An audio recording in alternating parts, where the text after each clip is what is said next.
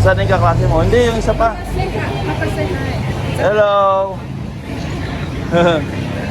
Ando si, wala, ayaw nang lumabas ni papa mo, tsaka ni mama mo.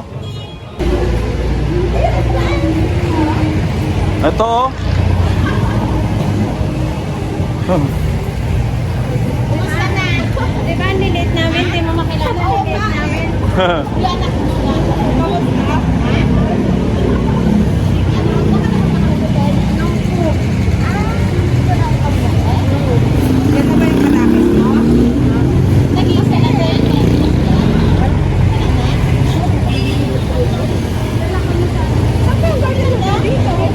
Ayan yung red crest. Maglalakad-lakad kami. Ay ka na? Oo. Bakit saan kayo? Pangalan niya si Mimo. Bakit saan kayo? Hindi ka mapang ano? Hindi naka-ano na? Ano ba? Lagi ko na dyan. Oh, saan nagpagana? Nagsimba kayo? Galing kami sa Ahi, di ba? Galing kami kanina sa Santa Cruz. Galing yung Santa Cruz. Galing kami kinita namin yung kapatid ka na ano, busy mo maghapon lakad-lakad. Sabi ko, Oh, great naman kayo sa vlog ko, Bridget. sabi ko na, ikaw wala nag-vlog eh. Sabi ko, i-text ko nga yung dalawa. Sabi ko sa ano, habang nandito na po kasi uwi na ako. Sabi ko, Oo, dalawa. ayaw ko maniwala. Oh. Sabi ko, wala. Maniwala. Sama kayo, lakad-lakad lang kami. Saan pa kayo? Uwi na kayo? Hindi, nakararating lang nila eh. Saan sila galing? Sa bahay nila. Sa Mabayuan? Taga Mabayuan ba kayo? Hindi na siya sa Mabayan. Saan kaya? Di ba sila yung pinupunta natin sa Mabayuan? Sa ano nun? Oo. Panggabi si Kuya. Panggabi si Kuya. Si Q pa rin siya, si Q. Ganun pa din. Ah, okay. At least hindi kayo nakawala ng trabaho. Huh. Ito pala si Jaja. Nagtatrabaho sa Sanyo. Friend ko. Oh, friend ko. Eh, tinalo ko lang din sa ito. Kasama ko dati sa Sanyo. Sanyo. Dati sa Sanyo din niya, di ba? Hindi ka. Anik. Naidik. Sama kayo, di ka, lakad-lakad tayo. Nakalakan tayo. Saan pa tayo maglalakad? Wala, doon. Balik ulit doon sa ano, SBMA. Sa Ayala, sa may ano. Galing na kami doon eh. Galing na kaya? Oo. Nag-ikot-ikot na kami. Galing na rin yan sa Eskinda, ano? Oh, doon kami una sa SM Central. Oo. Mas malaki doon. Huwag na lang sa daan-daan. Hindi, maglalakad-lakad lang talaga ako kasi ano nga, yung ipa-vlog ko lang naman to. Tama talaga. Kaya nga nakasuot akong ganito eh. Ay, ito yung susi ko.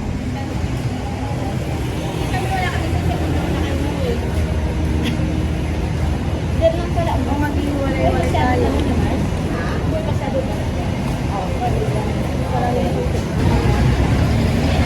Opo, my friend dito. Wala, pinatakot ka lang yan, anak. Exactly.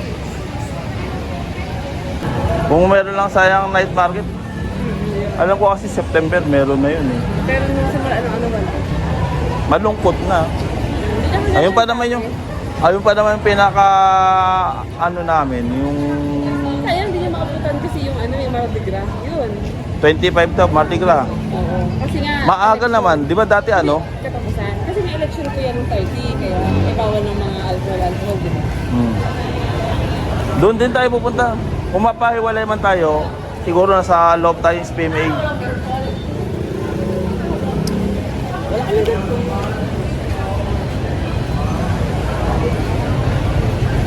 Nakita pa nga ako nung kabatch ko dito kanina eh. Yun yung nangingi sa akin, ipang-sponsor sa ano, uniform nila nung volleyball. Hindi ko napagbigyan, bahala sila dyan.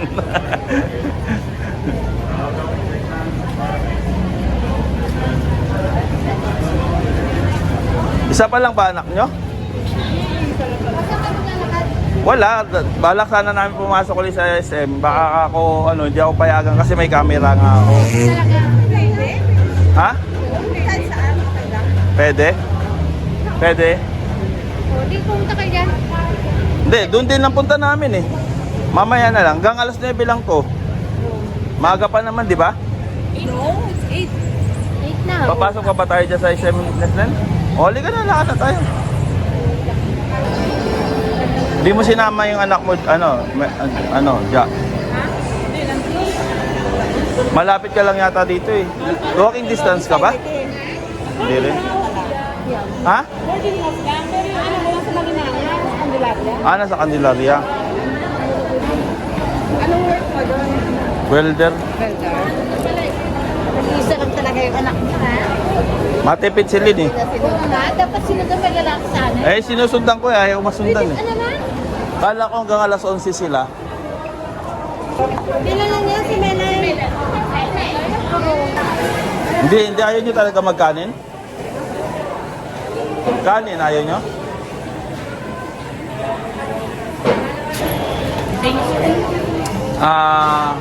Anim na halo-halo. Not available na po yung dessert natin, sir. Hindi na available. Yes po. Palabok sir, meron po. Meron po.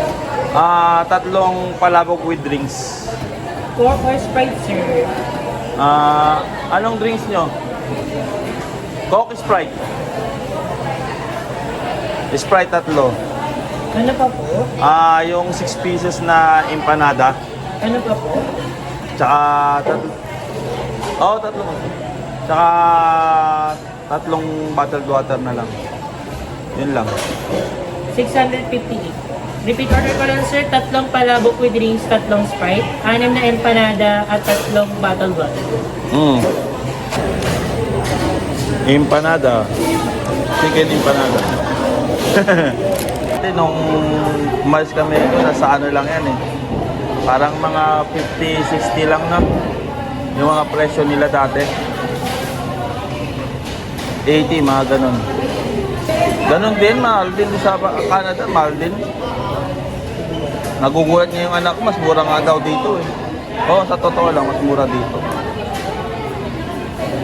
Nagugulat siya, yung 1,000 na pinang-Jollibee namin, yung unang dating namin dito, $25 lang sa Canada. Sabi niya, ako lang, isa lang daw kakain nun, $25. Dito, ilan na kaming nakakain. Oo.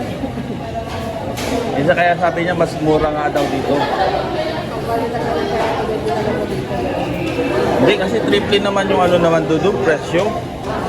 Yung presyo ng mga pagkain doon. Yung isang order, kunyari ito, isang order natin to. Tapos may drinks. Nasa $5 to $6 na yun. I-times mo lang sa 40. Nasa halos 200, 300, ganun.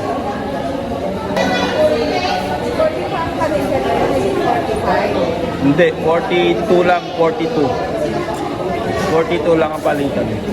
Dati nung bago lang akong dating doon, ang palitan natin 50. 50 pa dati, tapos pababa na ng pababa. Kasi sa ano, nagkakaroon ng recession eh. Yung baga yung economy ng Canada, bumababa. Oh, bumababa din. Yung recession, yung medyo parang pahirap yung ano, yung buhay sa Canada, ganun. Kahit yung mga Canadian nagrereklamo kaya, yung upa doon dati may mababa na mga 800, 900. Ngayon, ang upa ngayon doon nasa 1,000 to 1,500, 2,000 ganun. Ang upa ng apartment doon. Eh magkano na sa peso yun? I-times mo na. Yung hindi, yung 1,500? Malaki yun. Oo, pag dito sa atin na. 1,500, sabihin mo ng mga nasa 60,000. Mga ganun. Yung isang upa lang na bahay. Mahal na. O, mas mahal doon. Pag ano, bagong dating kayo doon, puro ganun ang mangyayari, upa ka lang bahay. Buti nga swerte kami dahil meron ako doong kapatid. May kapatid ka doon, kinuha ka doon. Hindi, yung kumpanya ng asawa niya, yung bayaw ko, nag-hire ng mga skilled worker dito. Di ba saan din ako nagtatrabaho? So, nag-apply ako. Baga, ninagay na ako ng bayaw ko doon sa pangalan na kasama ako doon sa nag-a-apply. In-applyan ko welder. Ngayon, pumasa ako sa interview, ayun, dire-diretso na. Naglakad na kami ng papel. Kasama sila yung sa pagka-interview sa akin. Pagka-interview, tapos pumirma ng kontrata. Kasama na sila sa ano ko. Pero principal ako. Principal ako. Doon pala ako, ano ka doon? Nag-apply ako. Kasama na pamilya. Oo, kasama yung pamilya. Ito pala, yung Nag-apply. grab mo na din. Oo. Hindi, sabi ko kasi, pag nag-abroad ako, gusto ko sabi ko kasama sila. Kasi nag-apply ako ng Saudi. Pag Saudi ka lang, di ba? Ako lang talaga aalis, di ba? Hindi sila kasama. Eh, takot ako. Hindi ako tumuloy doon kasi ang in-applyan ko noon, rigger. Hindi ako tumuloy doon. Eh, yun nga, yung sabay ako. Sabi niya, may pupunta na representative dyan, mag-interview, yun. Nag-forward ako ng resume. Resume lang, ipapasa mo, wala ka nang ibang kapasa. Pagka pumasa ka na sa interview, saka mo lalakarin yung mga police clearance, NBI, yung mga ganon, mga iba-ibang ano, yung educational background mo, yung mga ganon. Antok na yan, gusto na nga na matulog kanina pa eh. Sabi ko maglakad-lakad lang tayo kako, magpa-vlog lang ako.